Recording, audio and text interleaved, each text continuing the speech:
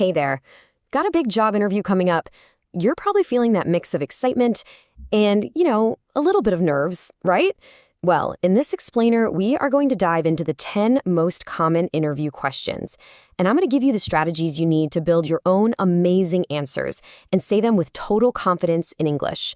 Let's get right into it.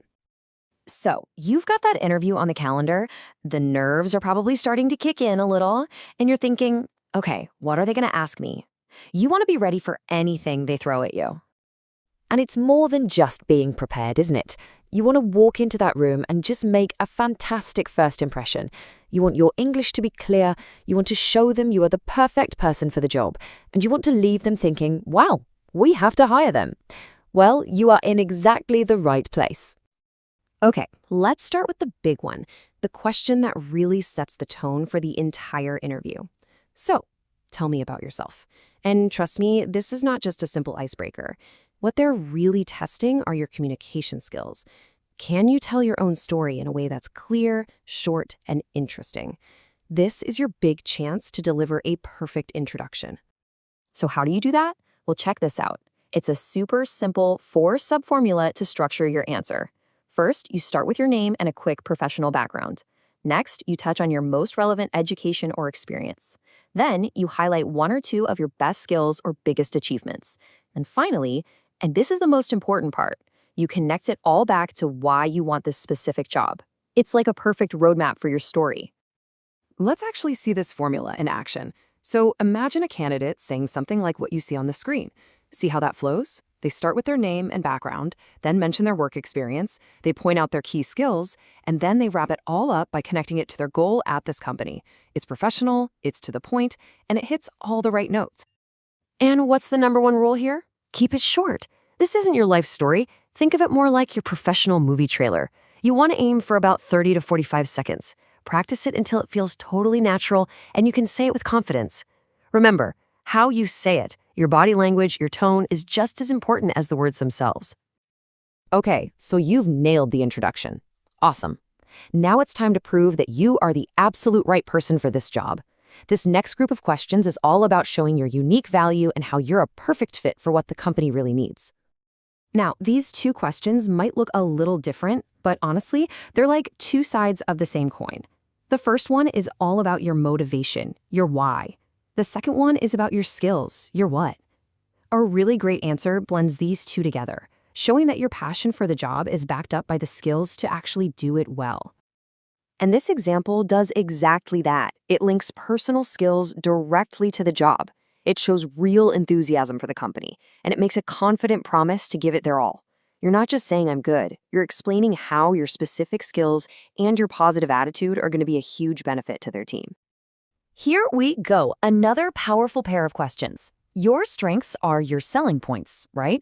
And one of the most valuable strengths you can have anywhere is being able to handle pressure. So answering that second question well is a fantastic way to show one of your best strengths in action. So what strengths should you talk about? Well, take a look at this list for a few ideas. The real key, though, is not to just list them off like a shopping list. Pick 2 or 3 that are the most important for the job you're actually interviewing for. So if the job description mentions tight deadlines, you for sure want to highlight that you stay calm and focused under pressure. That's a huge win. All right, let's get into the questions that can make you sweat a little bit, the tricky ones. But don't you worry, if you have the right strategy, you can actually turn these potential negatives into a chance to show how self-aware and professional you are. Ah, the classic. Everyone kind of dreads this one, right? But listen, the interviewer isn't trying to trick you. They just want to see if you know yourself and if you're committed to getting better. So the best way to handle this is to be honest, but also strategic. This example is the perfect way to do it. You pick a real, but kind of minor weakness. I mean, focusing too much on details can even sound like a good thing sometimes. But the most important part is the second half. You show that you know about it and you're actively working on improving. That's what they want to see.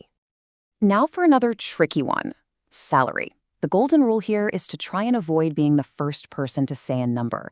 This just keeps your options open. Saying something like you're open to discussion or flexible is polite, it's professional, and it kind of puts the ball back in their court. It shows you're confident you can both find a number that works. Great job! We've made it through the tricky parts. Now let's shift our focus to questions that are all about the future.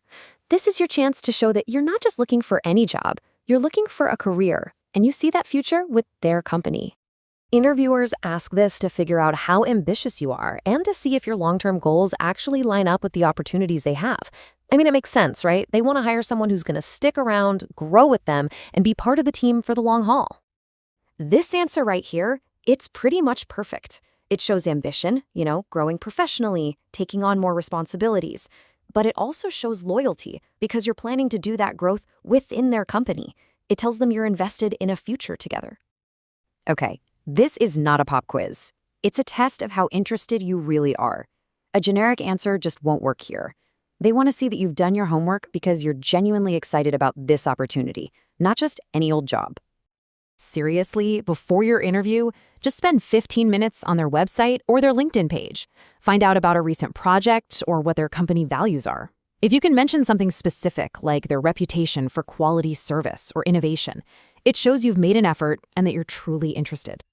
We're almost there. We've reached the end of the interview. The interviewer has asked all their questions. But hold on, it's not over yet. This final part is actually one of the most important, and it's where you get to take the lead for a minute. When they ask this, your answer should always be yes. Saying no can make you seem like you're not that interested. But asking a smart question shows that you're engaged, you've been listening, and you're seriously thinking about this role. You could ask about the team, or the company's big plans for the future, or what success really looks like in this job. Okay, now it is over to you, because knowing this stuff is one thing, but practice is everything. So here's a little challenge for you. Pick one of these questions and record yourself answering it on your phone. Then listen back. And hey, if you're feeling brave, share it online and help other people learn and grow too. So as we wrap this up, I'll leave you with this one thought. You now have the formulas and the strategies for 10 huge interview questions. The only thing left to do is to start practicing. So, which one are you going to master first? Thanks so much for joining this explainer, and seriously, good luck at your interview. You've got this.